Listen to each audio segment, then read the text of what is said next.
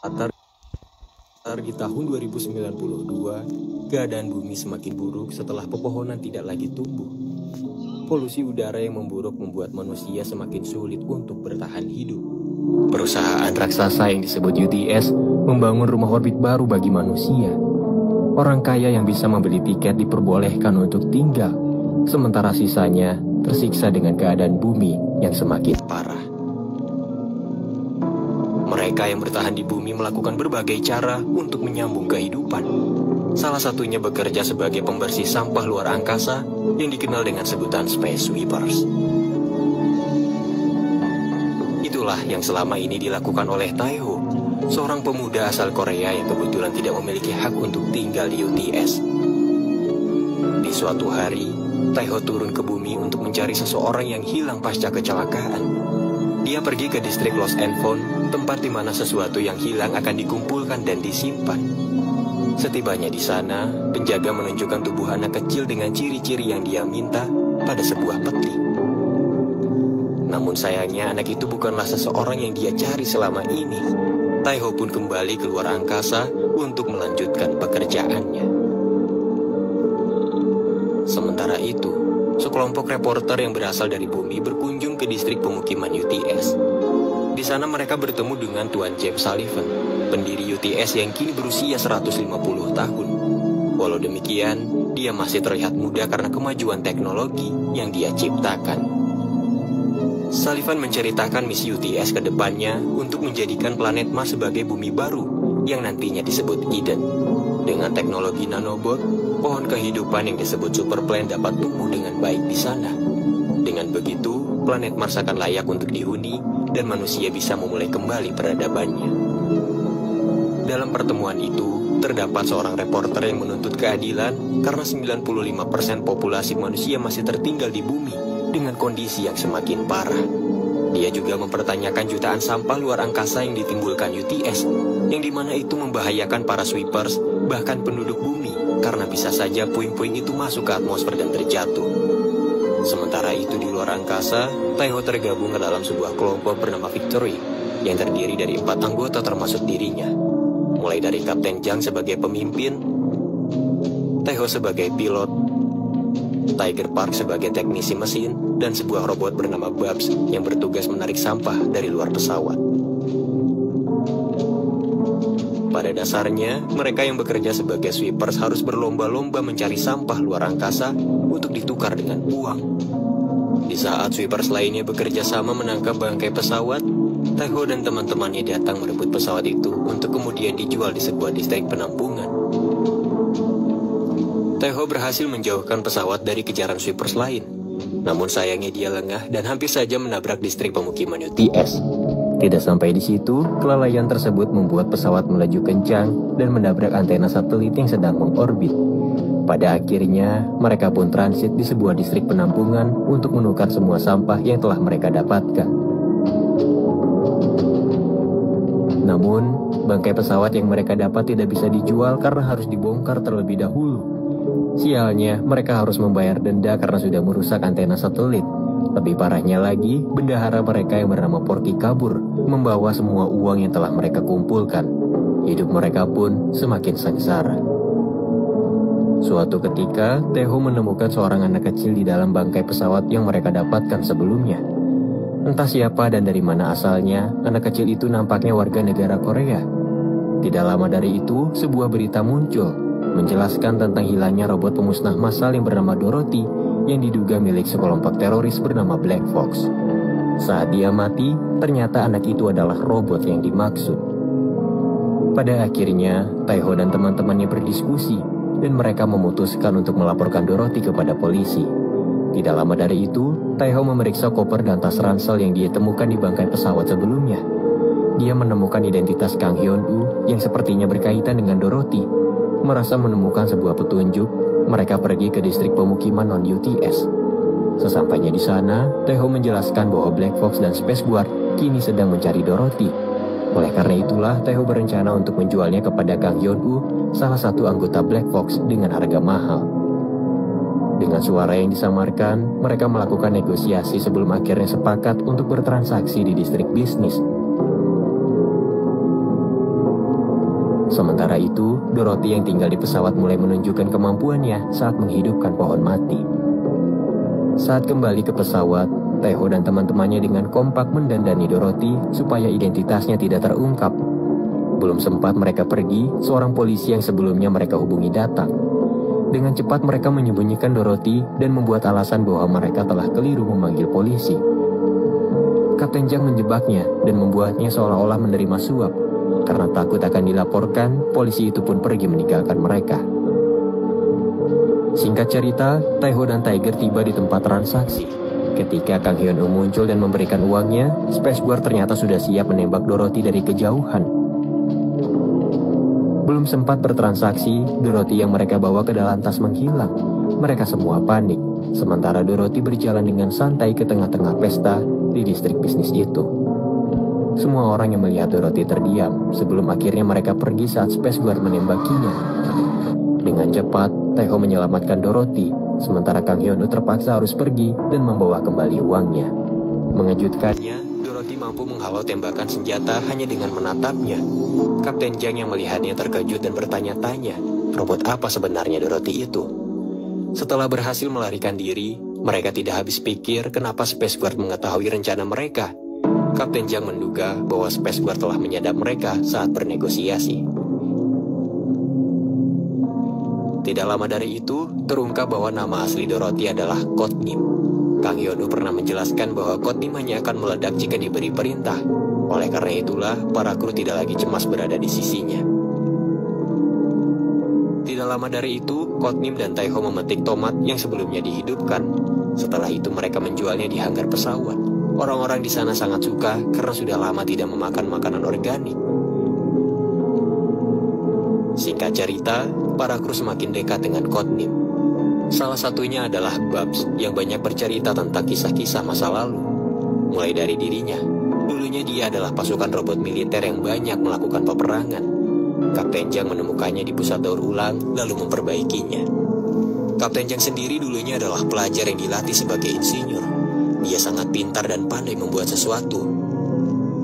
Paman Tiger, dia adalah pemimpin kartel narkoba yang punya cita-cita mulia, di mana uang penjualannya dia sumbangkan kepada anak-anak miskin yang ada di bumi. Yang terakhir Taeho, dulunya dia adalah komandan Space Guard pertama di UTS. Suatu ketika, Taeho menemukan bayi saat dia menyerang pesawat ilegal dan akhirnya merawat bayi tersebut. Bayi itu diberi nama Sunyi, yang ternyata tidak bisa mendengar. Dokter menjelaskan bahwa telinganya rusak karena suara yang sangat kencang. Menyadari itu adalah salahnya, Taeho menyesal dan dia tidak bisa menyakiti siapapun lagi sejak saat itu. Oleh karena itulah, UTS memecatnya karena tidak mematuhi perintah. Taeho jatuh miskin dan menjadi gelandangan. Di suatu waktu, kecelakaan di distrik pemukiman membuat Sunyi terlempar ke angkasa. Naasnya Taeho tidak punya uang untuk menyewa jasa pencarian. Dan oleh karena itulah, dia selalu berusaha mencari uang sebanyak mungkin untuk mencari putrinya itu. Singkat cerita, Taeho mendapat panggilan dari Black Fox untuk melanjutkan transaksi mereka. Dan kali ini tempatnya di distrik pangkalan senjata. Tak berselang lama, ketika Codename pergi ke toilet umum, seorang pria bertopeng menculiknya. Semua kru panik dan mulai mengejar sumber teriakannya. Ketika Taeho menemukan Codename dan merebutnya, dia terkepung oleh penculik lain dengan kostum yang sama. Untunglah mereka semua bukan tandingannya Tiger.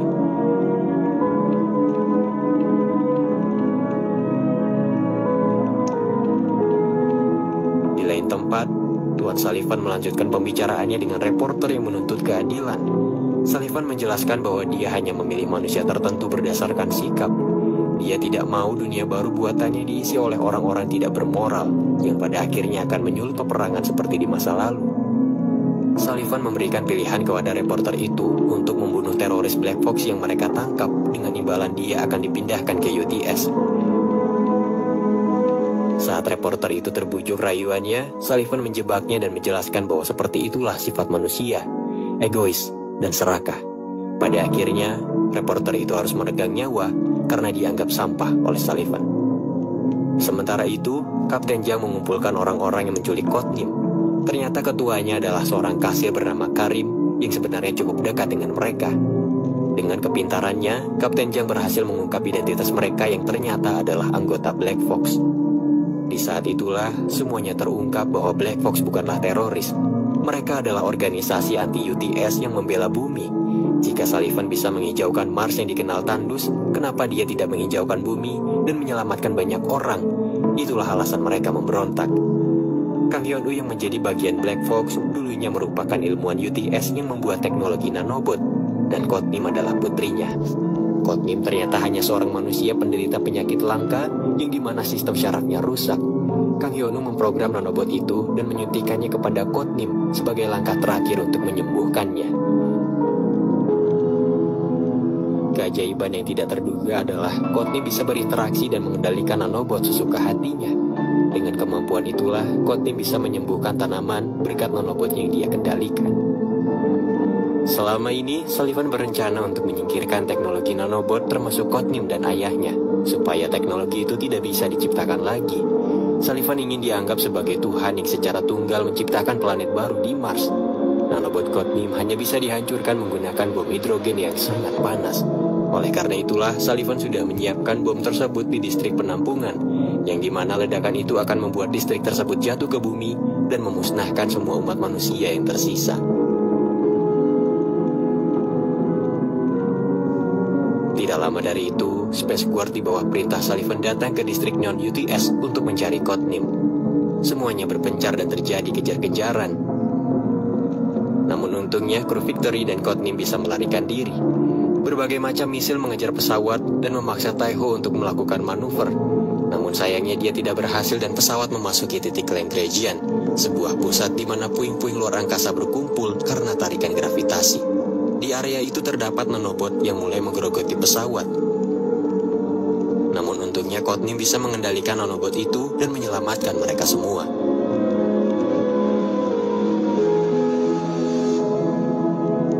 Seketika Kotnim lemah tak berdaya, namun untungnya dia hanya pingsan. Sementara itu, Sullivan dengan tubuh artifisialnya mulai mengetahui identitas kru Victory dan aksinya saat menyelamatkan Kotnim.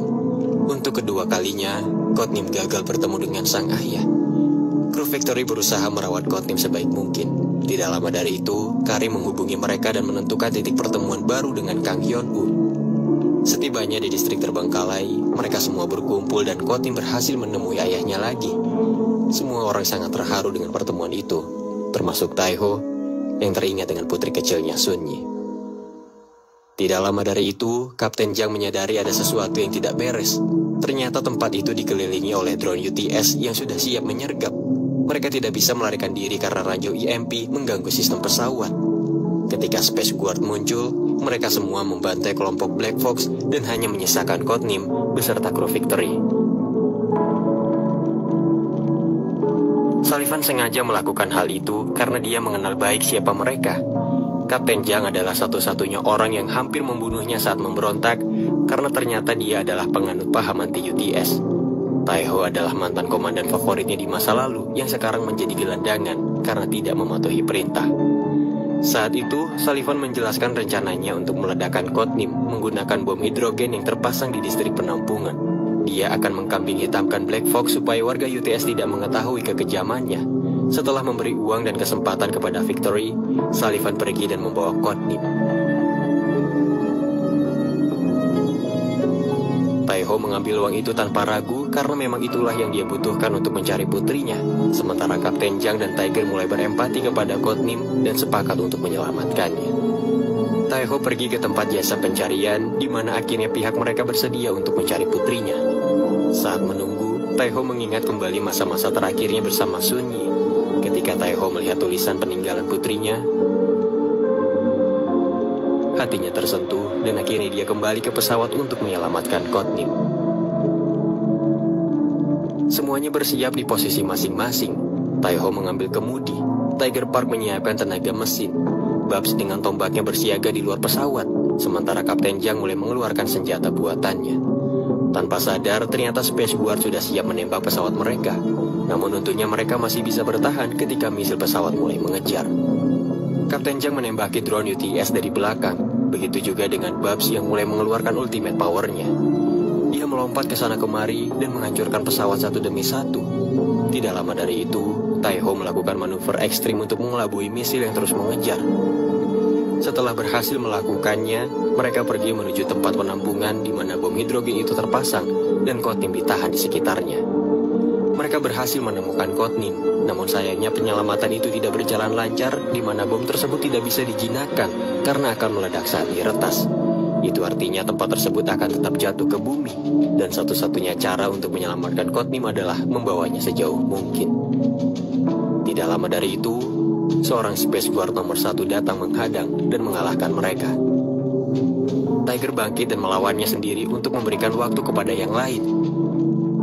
Setelah menjebaknya dan membuat Space Guard itu melayang, Tiger dan yang lainnya berkumpul kembali.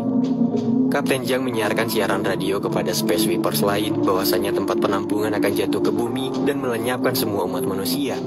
Karena tidak ada pilihan lain, mereka semua bersatu dan membantu Kapten Zhang untuk melawan UTS. Mereka semua bertempur di luar angkasa. Di saat yang sama, penduduk UTS mulai mengetahui kejahatan Sullivan dari rekaman rencananya yang tersebar ke publik. Penduduk di sana yang tidak tahu apa-apa mulai mempertanyakan ketidakadilan tersebut. Di tengah-tengah peperangan itu, Sullivan yang marah karena rencananya dikacaukan datang mengejar pesawat Victory. Mereka mulai kewalahan ketika Sullivan merubah pesawatnya menjadi robot mematikan. Dia berusaha menangkap Kotnim untuk menghancurkannya. Di tengah-tengah kekacauan itu, Babs menerima serangan cukup parah di mana tubuhnya terbelah dua. Ketika Sullivan berhasil membuka bagasi pesawat, dia terkejut karena ternyata bom hidrogen yang dia siapkan ada di dalam bagasi itu. Mengejutkannya, ternyata Kotnim sedari awal tidak ada di pesawat tersebut karena dia sudah diserahkan kepada sweepers lainnya sebelum peperangan terjadi. Semua rencana ini adalah misi bunuh diri untuk menyelamatkan Kotnim dan umat manusia. Setelah mereka cukup jauh, bom meledak menghanguskan Sullivan dan semuanya yang ada di sana. Ketika para sweepers lainnya berduka, Kotnim mengeluarkan kekuatan nanobotnya dan membawa pesawat Victory kembali. Ternyata bom hidrogen sekalipun tidak bisa menghancurkan teknologi nanobot.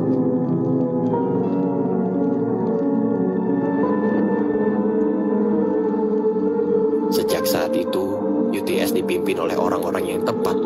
UTS menyatakan permintaan maaf dan berjanji akan menghijaukan bumi dengan teknologi nanobotsnya. Mereka juga berjanji akan menjaga perdamaian seluruh umat manusia. Tidak hanya itu, Space Sweepers yang ikut berjuang diberi kompensasi atas kerugian yang mereka terima. Termasuk Babs yang kini sudah menjalani cangkok kulit di tubuhnya dan menjadi cantik. Kru Victory akhirnya menemukan sosok Porky, bendahara yang sudah membawa kabur uang mereka. Setelah uangnya dikembalikan, keadaan finansial mereka pun membaik. Kabar baik lainnya, Kotnim membantu Taiho untuk menemukan putrinya yang hilang. Mereka berdua dihubungkan melalui sebuah mesin. Kotnim menggunakan kemampuan nanobotnya untuk membentuk koneksi telepati singkat antara dia dan putrinya. Saat mereka terhubung, Taiho berkesempatan untuk memeluk Sunyi dan mengucapkan selamat tinggal. Sunyi tidak terselamatkan karena dia terdampar di luar angkasa terlalu lama. Sunyi telah meninggal, namun untungnya nanobot Kotnim bisa menafsirkan data dari pikirannya dengan cara mengaktifkan kesadarannya untuk beberapa detik. Dengan begitu, dia bisa berpamitan dengan ayahnya. Pada akhirnya, Kotnim menjadi bagian dari keluarga Victory. Dia juga terdaftar di sekolah seperti anak-anak pada umumnya, dan terkadang dia mendapat tugas pergi ke bumi untuk menanam pohon. Film ini berakhir ketika mereka melanjutkan kembali rutinitasnya sebagai pembersih luar angkasa.